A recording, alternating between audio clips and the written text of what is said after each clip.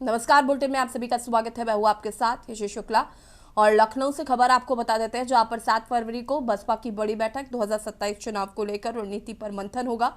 बता दें कि मायावती प्रदेश कार्यालय में ये बैठक करेंगी। 7 फरवरी को बसपा की बड़ी बैठक।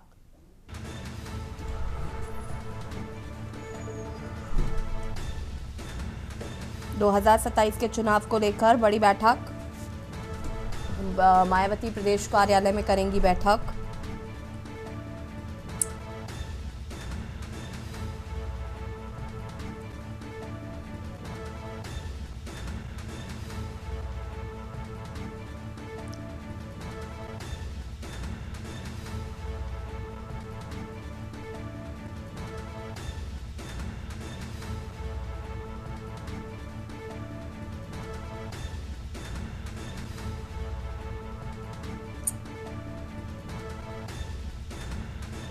सात फरवरी को बसपा की होगी बड़ी बैठक। लखनऊ से खबर आपको बता रहे हैं।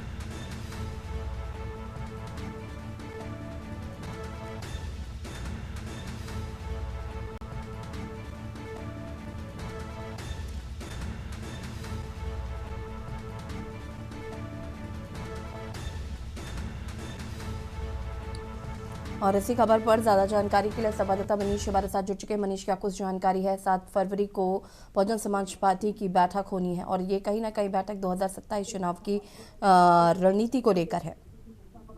जी बिल्कुल, जैसे जैसे विधानसभा के 2027 के नजदीक चुनाव नजदीक आ रहे हैं, उसी प्रकार से सभी दल जो है अपनी बैठकों का दौर और इसी प्रकार से जारी किए हुए हैं।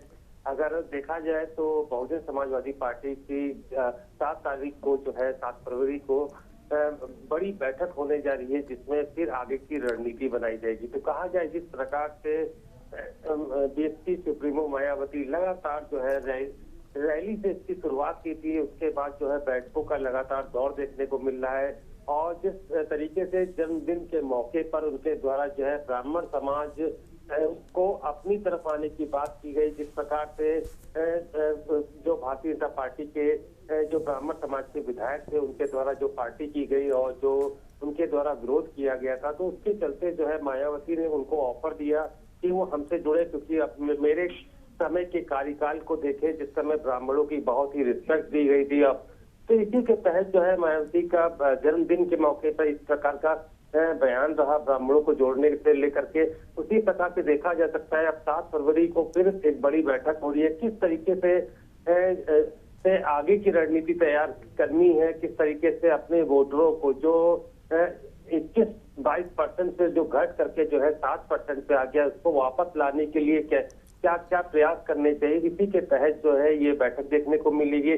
जिस तरीके से मायावती का जो दावा है कि आपकी बात की विधानसभा में वो मजबूती से चुनाव लड़ने की तैयारी कर रही है, इसी के चलते जो है अभी इसी प्रकार की बैठकों का दौर देखने को मिलेगा। जी शुक्रिया आपका जानकारी साझा करने के लिए। और बता दें आपको कि 7 फरवरी को बहुजन समाज पार्टी की बड़ी बैठक मायावती की अध्यक्षता में ये बैठक होगी। 2027 के चुनावों को लेकर रणनीति बनाई जाएगी। प्रदेश कार्यालय में ये बैठक आयोजित की जाएगी। 7 फरवरी को बसपा की होगी बड़ी बैठक। 7 फरवरी को बसपा की बड़ी बैठक।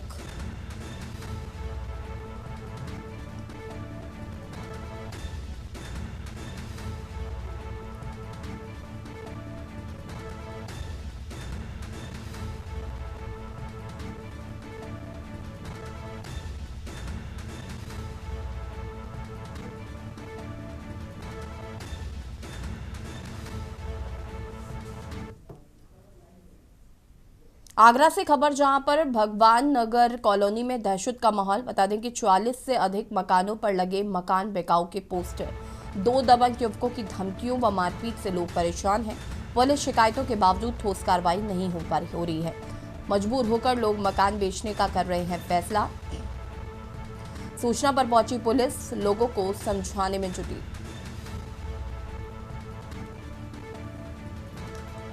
पुलिस शिकायतों के बावजूद भी नहीं हुई कोई ठोस कार्रवाई।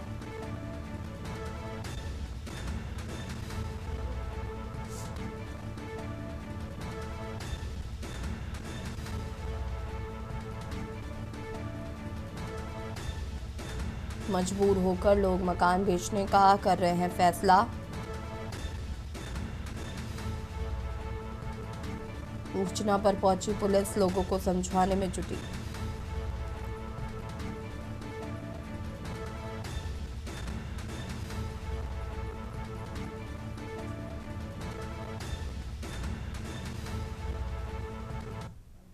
ये हम लोग यहाँ के बहुत परेशान है। आए दिन ये लोग गुंडागर्दी करते हैं, गाली देते हैं, मारते हैं, पीटते हैं। और घरों में घुसकर ये सामने सनी और इनके खानदान के सारे बच्चे, शहजाद के बच्चे हैं, 4-5 जने। ये दिन भर आए दिन उदम करते रहते हैं सुबह से शाम तक। तकरीबन 4-5 लोग हैं ये। इसकी वजह क्लियर है सर, इन लोगों ने बहुत ही ज्यादा आतंक मचा रखा है। ये आतंक आज से नहीं, 10 साल से इनकी कहानी चल रही है। ही बदतमीजी पेश कर दी है, खासतौर से मेरे साथ, कि मैं अपनी बालकनी में खड़ी थी, ये सारे आम गंदी गंदी गालियां दे रहा था। गालियों की भी लिमिट नहीं थी इसकी लैंग्वेज हद से पार हो चुकी थी। और गालियां बकते बकते मेरे घर के अंदर घुस आया और मेरे पे हमला करने की इसने कोशिश की। इसकी वजह ये है कि हमारी 40 घरों की कॉलोनी में एक मुस्लिम परिवार रहता है, जिसकी जमीन है, उनका नाम है सितारा बेगम। उनके यहाँ पर जबरन शहजाद और उनके पुत्र, उनकी पुत्रियां रहती हैं। ठीक है, इनका रोज का काम है लड़ाई झगड़ा, मारपीट करना, घरों में घुस करके मारपीट करना, डंडे लाठियों से मारपीट करना, गोश्त मांस पकाते हैं, घरों में फेंकते हैं, बच्चों को खेलने नहीं देते, ऑटो चलाते इस तरीके से चलाते हैं कि बच्चों को चोटिल हो जाएं। मकान बिकाऊ के पोस्टर। और इसी खबर पर ज्यादा जानकारी के लिए संवाददाता अजेंद्र हमारे साथ जुड़ चुके हैं। अजेंद्र, क्या कुछ जानकारी है इस पूरे मामले को लेकर? सबसे पहले तो देखिए, ऐसी ये आगरा के कमलानगर थाने का ये मामला है। यहाँ पर बल्केश्वर में एक भगवान नगर नाम से कॉलोनी है। तकरीबन 100 घर यहाँ पर हैं, 200 घर यहाँ पर हैं इस कॉलोनी में, और 3 मुस्लिम परिवार के घर हैं।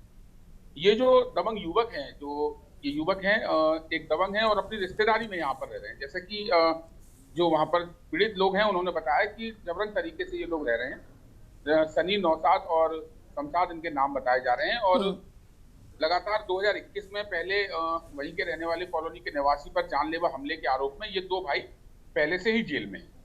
और उसके बाद अब जिस तरह से ये घटना सामने आई है, और एक यहाँ गर्ग जो परिवार है, उनकी यहाँ पर शादी थी। शादी में जो गाड़ियां, कुछ कार खड़ी थी, कार को हटाने को लेकर इस बात को विवाद हुआ। और अब विवाद इस कदर हुआ, इनके लोगों के जो दबंग हैं, मुस्लिम परिवार, मुस्लिम जो लड़की हैं, इनकी दबंगई इस तरह से हुई कि लोग सड़कों पर आ गए। और नतीजा ये हुआ कि तकरीबन 40 घरों पर उन्होंने पेपर लगाया कि ये यहाँ मकान बिकाऊ है, और उसकी वजह यहाँ की दबंगई है। प्रशासन से नाराजगी यहाँ पर। जब जैसे ही इस पूरे घटना की जानकारी स्थानीय पुलिस को हुई और पुलिस के आला अधिकारी को हुई, तो लगातार आनंद फानन में तमाम पुलिस के अधिकारी वहां मौके पर पहुंचे। एसीपी ने बमुश्किल वहां के लोगों को समझाया और जल्द से जल्द जो आरोपित हैं उनको शांति भंग में कार्रवाई करके उनको जेल भेज दिया। सबसे बड़ी बात यह है कि इस दबंगई को लगातार 21 में घटना हुई। उसके बाद आलम यह हो गया कि तमाम, यानी कि 40-50 घर के लोग मकान बेचने को मजबूर हो गए। तो किस तरह का लॉ एंड ऑर्डर है, पुलिस की पुलिसिंग किस तरह की है? लगातार अच्छी पुलिस की कार्रवाई की बात करी जाती है, लेकिन यहाँ कार्रवाई में कहीं ना कहीं लापरवाही रही होगी, जिसके चलते इन दबंगों के हौसले लगातार बुलंद रहे। अब स्थानीय लोगों ने अभी फिलहाल तो अपने पोस्टर जैसी हटा लिए हैं, लेकिन उनका कहना है कि इन पर एक अच्छी कार्रवाई करनी चाहिए, जिससे कि ये युवक दोबारा से कोई हिमाकत ना कर सके। और पुलिस को भी एक बड़ी कार्रवाई इसमें करनी चाहिए। दूसरी ओर जिस रिश्तेदार के हैं, जो सितारा बेगम जो बुजुर्ग महिला है, 70 वर्षीय है, उसके परिवार के जो ये रिश्तेदार हैं, उसने भी शाम को तहरीर थाने में दी और उसने अपनी तरफ से मुकदमा दर्ज कराया कि ये लोग जबरन मेरे मकान पे रह रहे हैं। लेकिन एक बात तय है कि इस तरह के माहौल जब होगा तो लोग कहीं ना कहीं दहशत में होंगे, क्योंकि हर कोई व्यक्ति कहीं ना कहीं अपनी सुरक्षा चाहता है। पुलिस से ये उम्मीद रखता है कि पुलिस उनको सुरक्षा प्रदान करेगी। और जो दबंग है, और जिस तरह से योगी सरकार में लगातार दबंगों के खिलाफ कार्रवाई की जा रही है, लेकिन यहाँ जब 40 घरों के बिकने के पोस्टर लगे, उसके बाद पुलिस के आला अधिकारियों के भी हाथ पैर लगातार फूल गए। और अब जो कार्रवाई की गई है, इन दोनों ही आरोपितों को पकड़ लिया गया और उनको शांति भंग की कार्रवाई कर दी गई है। जी बिल्कुल अजेंद्र, जिस तरीके से बताया गया कि पहले पुलिस को कई बार कंप्लेन की गई है और यहाँ पर एक महिला की बाइट भी सुनी, उसने कहा सालों से ये चल रहा है और उसके बावजूद भी पुलिस या कार्रवाई नहीं की गई। और अब अगर आरोपितों को गिरफ्तार किया गया है तो क्या आपने ये पूछने की कोशिश की कि एक लंबा समय हो गया और लोग परेशान थे, लगातार वो कंप्लेंट्स कर रहे थे, तो क्या वो इंतज़ार कर रहे थे कि जब वो घर छोड़ कर जाना शुरू हो जाएंगे हम तब कार्रवाई करेंगे? तो एक तरफ जहाँ ज़ीरो टॉलरेंस नीति की बात कही जाती है, वहीं दूसरी तरफ इस तरीके से पीड़ित परिवारों की अनदेखी करना। देखिए यसी, मैंने आपसे पहले भी कहा कि पुलिस की यहाँ पर पूरी तरह से लापरवाही कही जाएगी, क्योंकि जब घटना 2021 में हुई उसी कॉलोनी के निवासियों ने, और करने वाला भी यही परिवार था, 8 महीने से 2 युवक उसमें जेल में हैं, इन्हीं लोगों के भाई हैं, और उसके बावजूद भी ये लोग लगातार दबंगई करते रहे। ऐसा नहीं है, ये तमाम बार पुलिस से शिकायत की गई, लेकिन उसके बावजूद भी जो आलम है वो तस्वीरें खुद बता रही है कि यहाँ पर जीरो टॉलरेंस नीति की बात कही जाती है। सूबे के मुखिया बिल्कुल सख्त हैं कि अपराध बिल्कुल पसंद नहीं किया जाएगा, दबंगई बिल्कुल किसी की नहीं चल पाएगी। लेकिन आगरा में यहाँ इस कदर दबंगई देखने के लिए मिली कि लोग घर बेचने पर मजबूर हो गए। जब पोस्टर लगाए गए तब उनको कहीं जाकर उन आरोपितों को पकड़ा गया और उनके खिलाफ कार्रवाई की फिलहाल अभी बात करी है। अब देखने वाली बात यह होगी कि आगे जो आगरा पुलिस है, चाहे स्थानीय पुलिस हो या पुलिस के तमाम अधिकारी हो, वो क्या कार्रवाई करते हैं, ऐसे युवकों पर क्या कार्रवाई करते हैं कि जो दबंग बनने की कोशिश कर रहे हैं, उन युवकों को वो संदेश जाए और उनके मन में जो दबंगई करने का जो कीड़ा पैदा होता जा रहा है वो कहीं ना कहीं थमना चाहिए। और पुलिस की कार्रवाई के बिना ये दबंगई नहीं रुक पाएगी और पुलिस को इसमें सख्त से सख्त कदम उठाना चाहिए। यसी। ठीक है, शुक्रिया आपका जानकारी साझा करने के लिए अजेंद्र। और बता दें कि भगवान नगर कॉलोनी में दहशत का माहौल, जहां पर कुछ दबंग यहाँ पर लोगों को परेशान कर रहे थे। करीब 40 से अधिक मकानों में मकान बिकाऊ है के पोस्टर चिपकाए गए थे। फिलहाल पुलिस के इंटरफेरेंस के बाद उन आरोपितों को गिरफ्तार कर लिया गया है। हालांकि पुलिस से लापरवाही जो है वो यहाँ साफ तौर पर नजर आई। कई बार कंप्लेंट्स करने के बाद भी पुलिस ने कोई कार्रवाई नहीं की थी।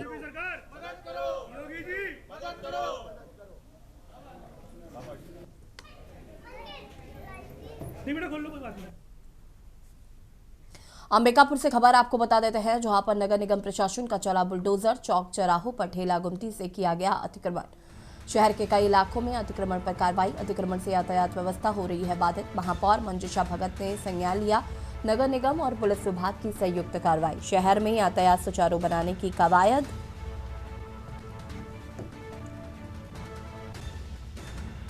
अतिक्रमण से यातायात व्यवस्था हो रही बाधित।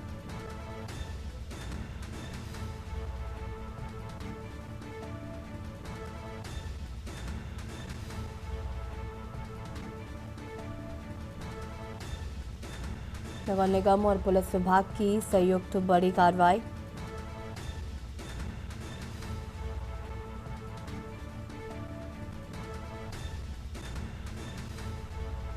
नगर निगम प्रशासन का चला बुलडोजर। अंबिकापुर से खबर।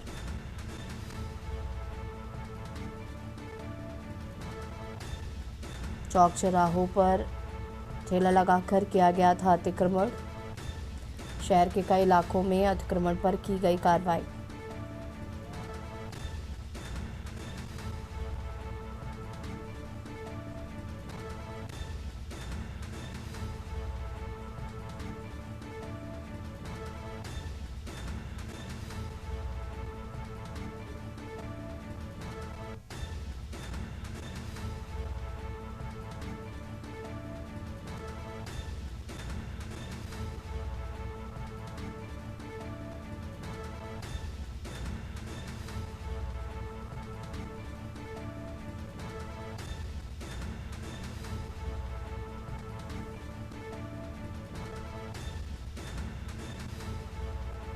शहर के कई इलाकों में अतिक्रमण पर कार्रवाई।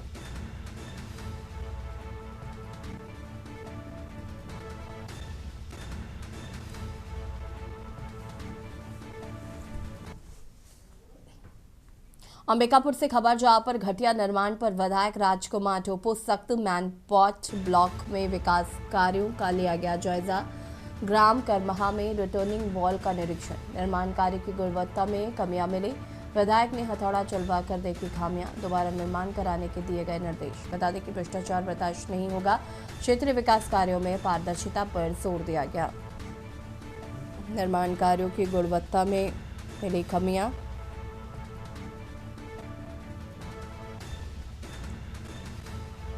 दोबारा निर्माण कराने के दिए गए हैं निर्देश।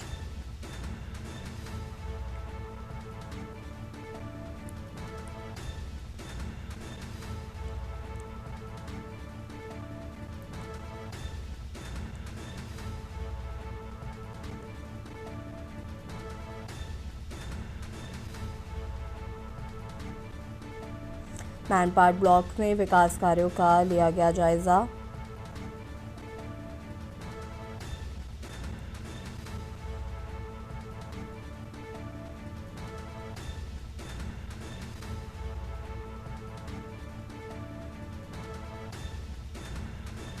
विधायक ने हथौड़ा चलवाकर देखी खामियां। दोबारा निर्माण कराने के लिए निर्देशित किया गया।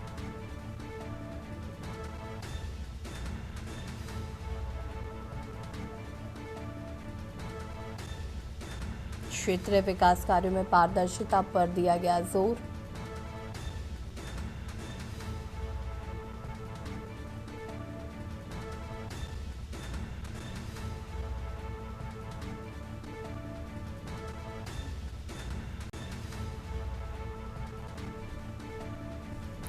रामकर महा में रिटर्निंग वॉल का निरीक्षण। निर्माण कार्य की गुणवत्ता में मिली खामियां। विधायक ने दोबारा से उसे बनवाने के लिए निर्देशित किया है। विधायक ने हथौड़ा चलवाकर देखी खामियां।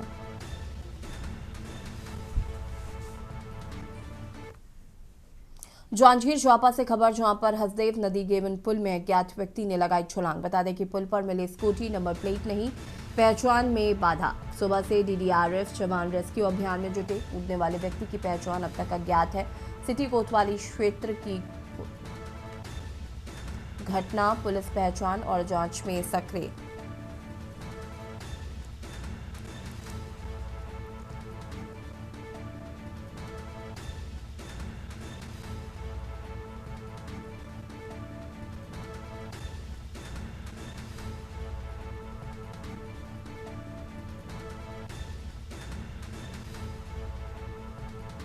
सिटी कोतवाली थाना क्षेत्र की यह घटना बताई जा रही है। पुलिस पहचान और जांच में सक्रिय।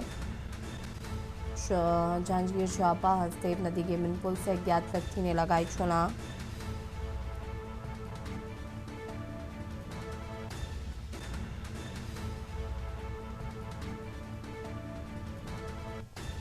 सुबह से डीडीआरएफ जवान रेस्क्यू में जुटे। कूदने वाले व्यक्ति की पहचान अभी तक अज्ञात है।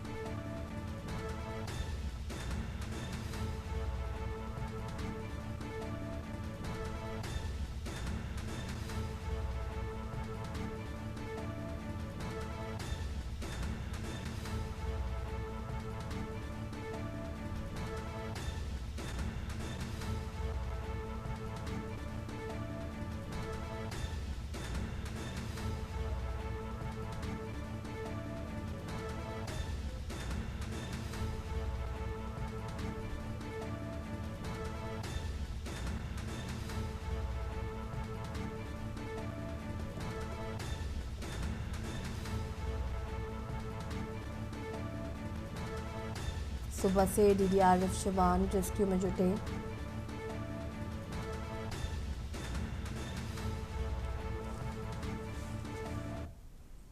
और बुलेटिन में इतना ही। देखते रहिए के न्यूज़ इंडिया। नमस्कार।